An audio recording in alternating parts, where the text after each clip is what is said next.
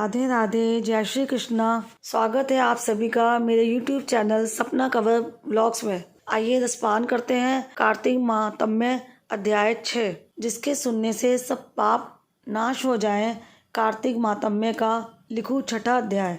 नारद जी बोले, जब 2 घड़ी रात बाकी रहे तब तुलसी की मृतिका वस्त्र और कलश लेकर जलाशय पर जाए। कार्तिक में जहाँ कहीं भी प्रत्येक जलाशय के जल में स्नान करना चाहिए। गर्म जल की अपेक्षा ठंडे जल में स्नान करने से 10 गुना पुण्य होता है। उससे 100 गुना पुण्य भारी कुएं के जल में स्नान करने से होता है। उससे अधिक पुण्य बावड़ी में और उससे भी अधिक पुण्य पोखर में स्नान करने से होता है। उससे 10 गुना झरनों में और उससे भी अधिक पुण्य कार्तिक में नदी में स्नान करने से होता है। उससे भी 10 गुना पुण्य वहाँ होता है जहाँ 2 नदियों का संगम हो, और यदि कहीं 3 नदियों का संगम हो तब तो पुण्य की कोई सीमा ही नहीं। स्नान से पहले भगवान का ध्यान करके स्नानार्थ संकल्प करना चाहिए। फिर तीर्थ में उपस्थित देवताओं को क्रमशः अर्घ्य, आचमनीय आदि देना चाहिए। अर्घ्य मंत्र इस प्रकार है। हे कमलनाथ, आपको नमस्कार है। हे जलशायी भगवान, आपको प्रणाम है। हे ऋषिकेश, आपको नमस्कार है। मेरे दिए अर्घ्य को आप ग्रहण करें। बैकुंठ, प्रयाग तथा बद्रिकाश्रम में जहाँ कहीं भगवान विष्णु गए वहाँ उन्होंने 3 प्रकार से अपना पाँव रखा था। वहाँ पर ऋषि वेद यज्ञों सहित सभी देवता मेरी रक्षा करते रहे। हे जनार्दन, हे दामोदर, हे देवेश, आपको प्रसन्न करने हेतु मैं कार्तिक मास में विधि विधान से ब्रह्म मुहूर्त में स्नान कर रहा हूँ।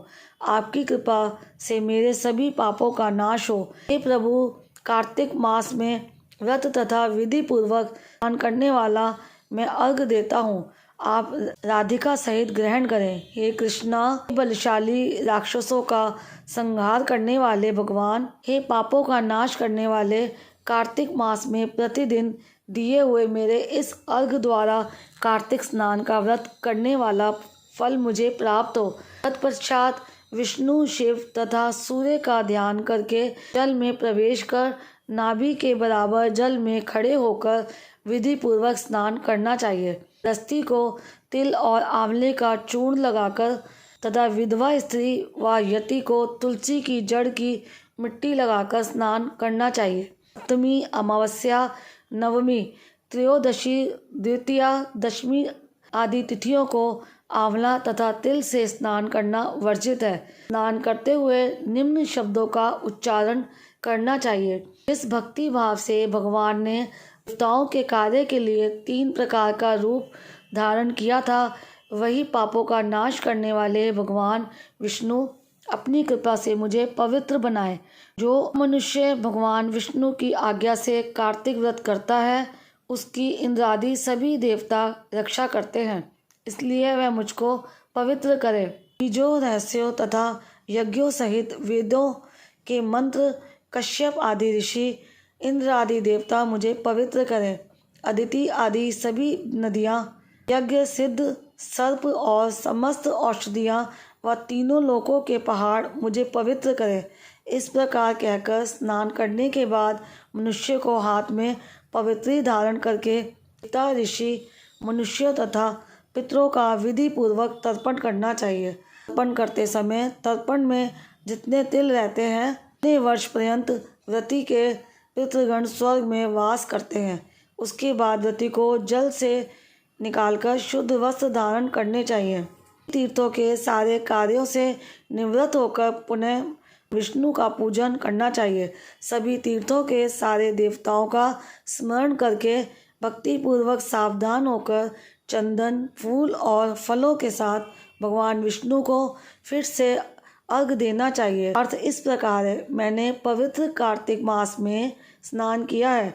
हे विष्णु, राधा के साथ आप मेरे दिए अर्घ्य को ग्रहण करें। तत्पश्चात चंदन, फूल और तांबुल आदि से वेद पाठी ब्राह्मणों का श्रद्धापूर्वक पूजन करें और बारंबार नमस्कार करें।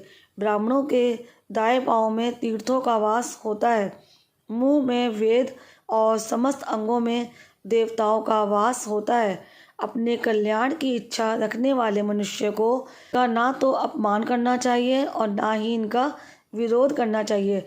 फिर एकाग्रचित होकर भगवान विष्णु की प्रिय तुलसी जी की पूजा करनी चाहिए। इनकी परिक्रमा करके उनको प्रणाम करना चाहिए। हे देवी, हे तुलसी, देवताओं ने ही प्राचीन काल से तुम्हारा निर्माण किया है और ऋषियों ने तुम्हारी पूजा की है। हे विष्णु प्रिया तुलसी, आपको नमस्कार है। आप मेरे समस्त पापों को नष्ट करो।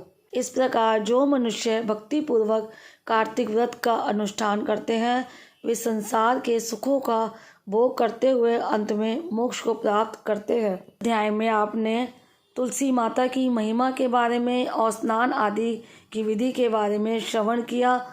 करती हूँ ये वीडियो आपको पसंद आई होगी। वीडियो अच्छी लगी है तो वीडियो को लाइक, शेयर और सब्सक्राइब ज़रूर करें। कलयुग केवल नाम आधारा, सिमर सिमर नर उतर ही पारा। कलयुग में सिर्फ नाम का ही सहारा लेकर हम मोक्ष को पा सकते हैं और मोह माया के बंधन से छूट सकते हैं। तो जितना ज़्यादा हो सके नाम का जाप करें। हरे राम राम राम हरे हरे, हरे कृष्णा कृष्णा कृष्णा हरे हरे।